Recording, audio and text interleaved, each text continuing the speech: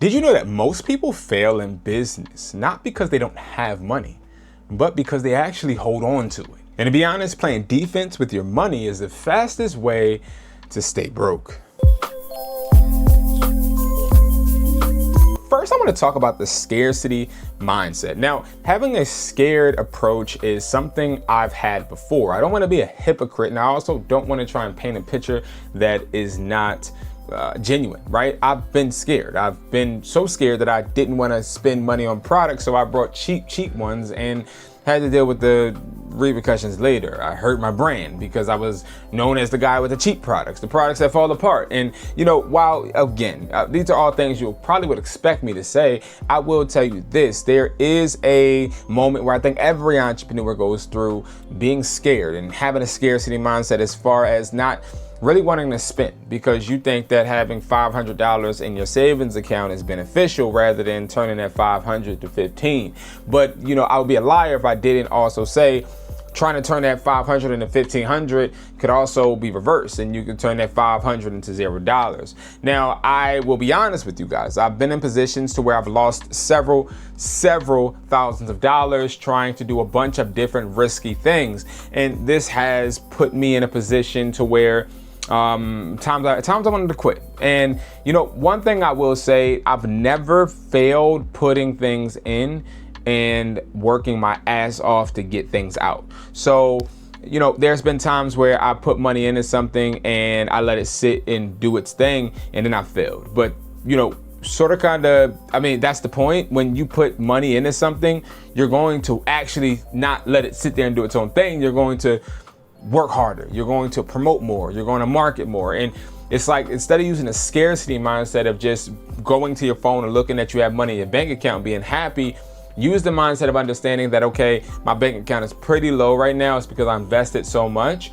I need to make sure that I put all this work in. I need to turn, instead of being scared, turn it into, damn, I gotta hustle, I gotta pick this up, I gotta go stronger, go harder, because this is going to always help you in the long run. And me giving you this tip is just something I utilize literally in my everyday lifestyle, even now. Now, let's talk about why not investing leads you into failure. So again, inflation has made our money less valuable. We know all of that, right? We should know that, right? You should be staying up to date with that. But here's the point. When you are saving money, you don't really have anything doing anything with the money. I like to think of my money, each dollar, as an employee.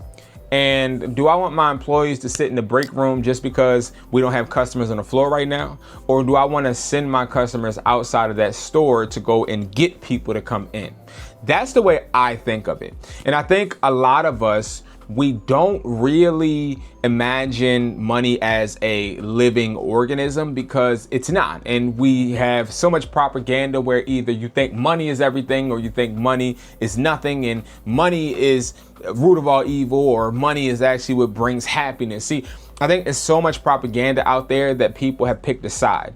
And sometimes when you pick that side, it can affect the relationship that you also have with money. I've seen people that write in journals and notes and just write about all of these plans they want to do but never act. I've also seen people just act off an impulse and just fail. I've seen me do both. And this is a relevant topic because we all go through these seasons. I think the point of the matter is when do you break out of it?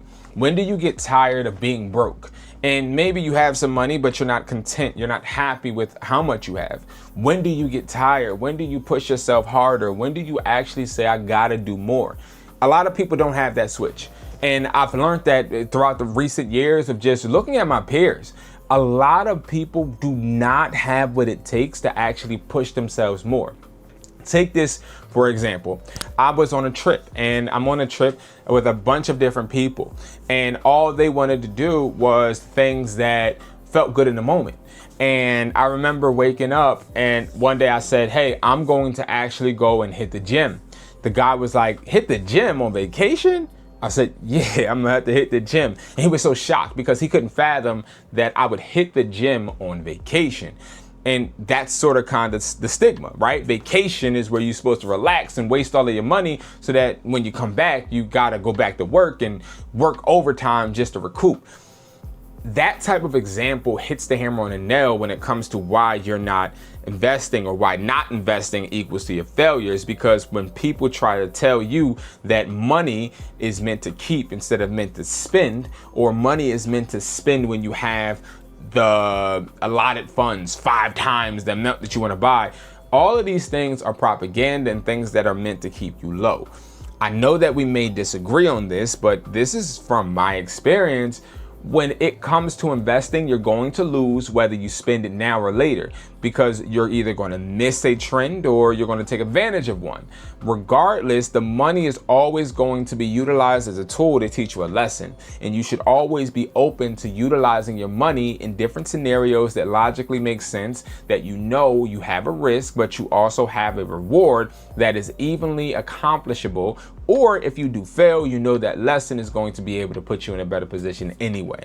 So again, like, not spending any money and not wanting to actually put your money towards anything will always keep you stuck.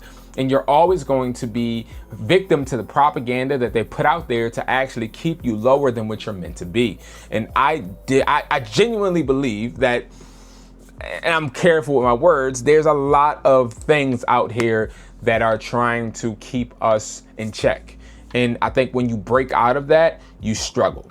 And you struggle because you have to break that mentality and that scared fear and complacency that we have been a part of. It's been installed in us from childhood. But again, when you start to learn, investing isn't bad. It's way better than me spending that money on a plane ticket. It's way better than me going out and spending it on a drink. It's way better than me taking that girl out for dinner. It's way better than me doing this and that. You start realizing that investing in something will put you in a position where you can actually do what you wanted to do later. But that's the problem. It will come later, and a lot of people want it now. Now, when it comes to starting investments, I think, again, this is subjective, and you can start investments in a bunch of different platforms, ways, sectors, a bunch of allocated ways to make money, right? There's so much. But me personally, I'm gonna talk about me, right? I will put my money into phones and money into products only because I see that these are avenues that work consistently and also always benefit me because I gain a connection, a network, or something from it, right? I'll give you guys an example. If I sell a phone to a wholesale buyer that I never met, now that wholesale buyer and me have a connection. If I buy a phone from somebody that I never met, now I can always push my store. If I go ahead and meet somebody that I sold a charger to, I can tell them my cell phones as well, or I buy phones as well. Another connection. Like, there's always something that intertwines together that can potentially make this person another customer, a duplicate customer. I could double dip. There's always another page to be turned, and I love it, right? So when I start investing in products, I'm thinking, well, not only am I investing in the products, I'm also investing in marketing. If I sell this product on eBay or even on OfferUp or Facebook, I still can now put a business card in there and promote my website. There's always ways for you to start to mentally change the dialogue between your conscious and you, to actually understand that money is meant to be used as a tool, not meant to be used as a necessity. Because see, money is just paper.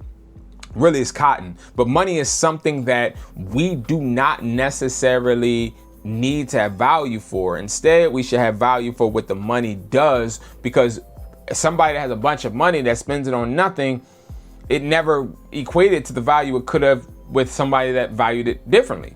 So the real wealth isn't about the money, it's about actually the people that do the right thing with it. So again, make sure that you start with your mental and understanding that the mindset is what really matters, because that's what's leaving a lot of us entrepreneurs stuck. Is we're scared to invest in that new thing or that next thing or that business because we don't want to lose, fail, or have to restart. But again, restarting is still a chance. Failing is still a way to get back up. Understanding that you did this wrong and being able to do it again and repeat it, but do it a bit different, make another tweak is a beautiful process, and it hurts. But falling on your ass and it hurting really, really bad, it is something that I think any experienced entrepreneur that has went through it would say they would never take back, because it does create an everlasting impact on your life for you to become better, more efficient, and also succeed, not only with profit, but just as a brand in general. So again, when it comes to being an entrepreneur, make sure you are investing in something that is in need, investing in something that you know that you can utilize for marketing, investing in something you can double dip in, and just go and try it. Don't invest all your money, but invest something, because if you invest something, you either get something back or get a failure, which is a lesson back that you need. Okay, so let me give you some real life examples, right? So if I'm giving you guys some real life examples, these AirPod clones, these cost $14, WESPLY.com. Now these clones right here are going to sell for $60 online. That is a great investment. Why? Because you do have a lot of clientele out here that does not have the money to buy these wholesale or even to buy them from Apple. Therefore, they'll take the low quality ones, the ones that actually look like the product. They may not be official Apple, but they do what the job needs to be done. They get everything as far as physically, the looks, they get the aesthetics, they make sure that the person still feels like they're having that product when not really having it. And again, that's beneficial because customers don't really want to spend a bunch of money, and some do want the quality, okay?